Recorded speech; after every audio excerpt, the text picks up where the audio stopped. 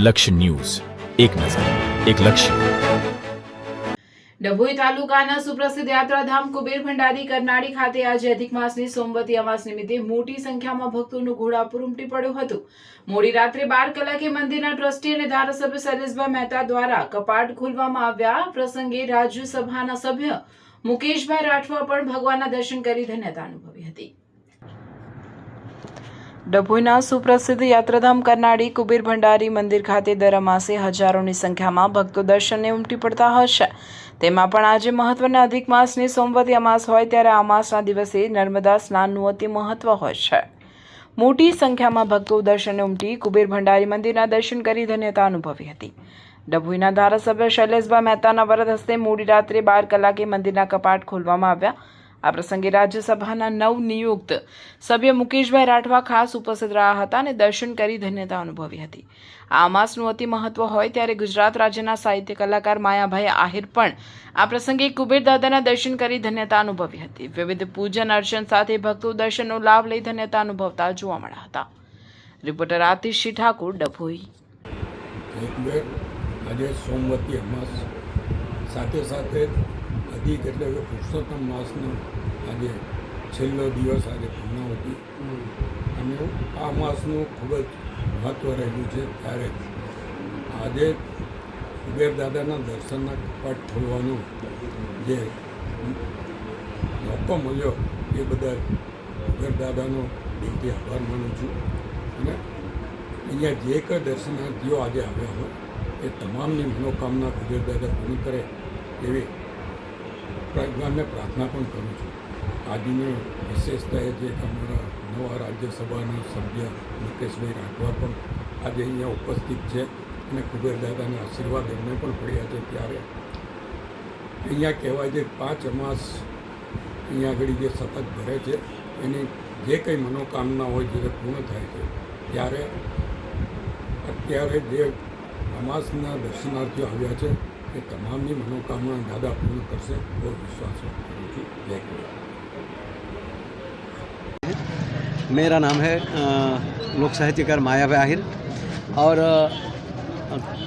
आज यहाँ कुबेर भंडारी के दरबार में आकर मुझे गुरु के शरणों का जो आशीर्वाद लेकर आज हमारे गुरुजी भी उपस्थित है.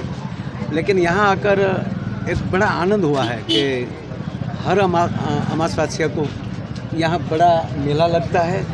लेकिन ये अमास ये अति आनंद का मुझे ये आनंद हो रहा है कि आज अधिक मास की जो अमावस्या है वो उसका तो एक बड़ा महत्व होता है. वही दिन मुझे यहाँ आना जो फल हुआ मिला है इसलिए मैं बहुत मेरा खुशी व्यक्त करता हूँ. गुजरातनी जीवोद्धारी સમાન માં નર્મદાના તટે દેવોના દેવ મહાદેવના સાનિધ્યમાં જય કુબેર ભંડારીના આજની અમાવસમાં દર્શન કરવાનો શુભ અવસર પ્રાપ્ત થયો. હું છેલ્લા 1.5 વર્ષથી અહીં કુબેર ભંડારીના દર્શનાર્થે આવું છું. આજથી 1.5 વર્ષ પહેલાં અમારા ડભોઈના સન્માન્ય ધારાસભ્ય શ્રી શૈલેષભાઈ સોટાજી સાહેબને મેં કહ્યું કે હું અહીં દર્શનાર્થે જાઉં છું અને ત્યાં કોઈ પરિચયમાં હોય તો આપ મને જણાવજો. તો એમણે ફોન કરીને અહીં જણાવ્યું અને અહીંના જે મહારાજશ્રીઓ છે એમને પણ મળ્યો ત્યારે. અને એ સમયે અમારા બંને મહારાજશ્રીઓ કુબેર ભંડારીજીના મને ફોટો અર્પણ કર્યો, મને હાર પહેરાવ્યો અને મને એમણે જણાવ્યું કે તમે દર્શનાર્થે આવજો એમ અને ખૂબ અધ્યાત્મનો સારો અનુભવ થશે. અને એ 1.5 વર્ષથી હું સળંગ દર અમાવસ્યે હું દર્શનાર્થે આવતો અને હું કુબેર દાદાને એવું આમ મનોમન કહેતો કે મને તમે હંમેશા કાયમ માટે અહીં તમને મને બોલાવતા રહેજો એમ, એવા તમે આશીર્વાદ આપતા રહેજો, એવું જ મનોમન હું દર્શનાર્થે આવતો. અને એના સ્વરૂપે અનેક દર્શનાર્થીઓ અહીં આવતા અને દર્શનાર્થીઓ કહેતા કે અહીં કુબેર દાદાના આશીર્વાદ મનોકામના પૂર્ણ થાય છે. અને ત્યારે અહીં માન લો લક્ષ્મીજી આપણું સુખ વૈભવ સંપન્ન આપણું પરિવાર આપણું જીવન અને ગામ બને એ પ્રકારની પણ અહીં આસ્થા ધરાવે છે અને મનોકામના પૂર્ણ થાય છે. આજથી 1.5 વર્ષ પહેલાં મારું પોતાનું જીવન પણ એ જ પ્રકારે હતું કે જે સામાન્ય ભક્તને એવું હોય કે ભગવાન આપણા પર કૃપા વરસાવે અને આપણું જીવન ગામને એમ કે ધન્ય થાય, ને મહારાજશ્રીઓને પણ એવું હતું. અને સાચા અર્થમાં આજે તમારી સમક્ષ હું અહીં બેઠો છું અને વિશ્વના લોકપ્રિય નેતા દેશના પ્રધાનમંત્રી નરેન્દ્રભાઈ મોદીજી જે સર્વે ભવંતુ સુખીના સાથે વિશ્વ કલ્યાણના માર્ગે જઈ રહ્યા છે અને એના સાનિધ્યમાં મને એમના નીચે કામ કરવાની એવી તક મળી છે. તો સાચા અર્થમાં અહીંનું મહાત્મ્ય રહેલું છે. હું સમગ્ર ભક્તજનોને કહીશ કે મહાદેવના આશીર્વાદ માટે અને કુબેર ભંડારના આશીર્વાદ માટે જરૂર અહીં આવો અને આપણા સૌનું કલ્યાણ થાય.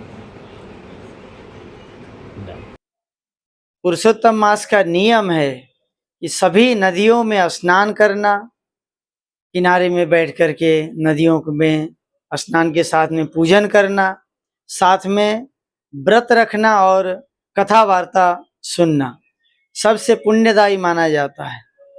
आज सोमवती अमावस, जो कि कहते हैं अधिक मास में सोमवती अमावस पिछले 30 वर्षों के बाद ये ऐसा शुभ अवसर आया है.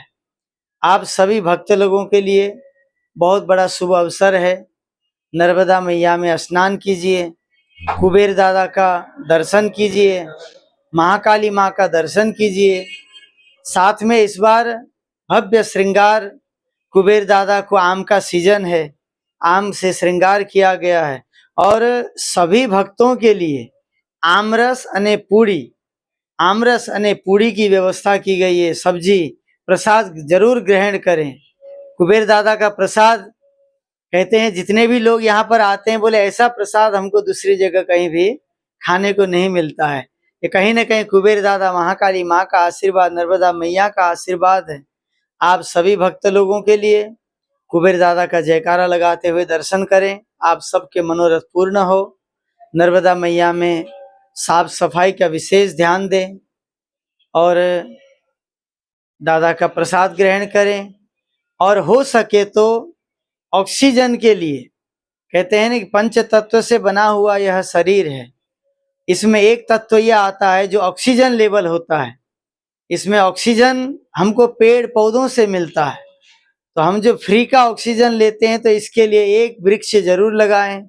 बरसात का समय है, आप अपने बच्चे के नाम से, आप अपने एनिवर्सरी के नाम के, आप अपने जन्मदिन के उपलक्ष्य में एक वृक्ष लगा करके जैसे जैसे वो बड़ा होगा, तो कहते हैं कि संसार में ऋण भी कई प्रकार के होते हैं.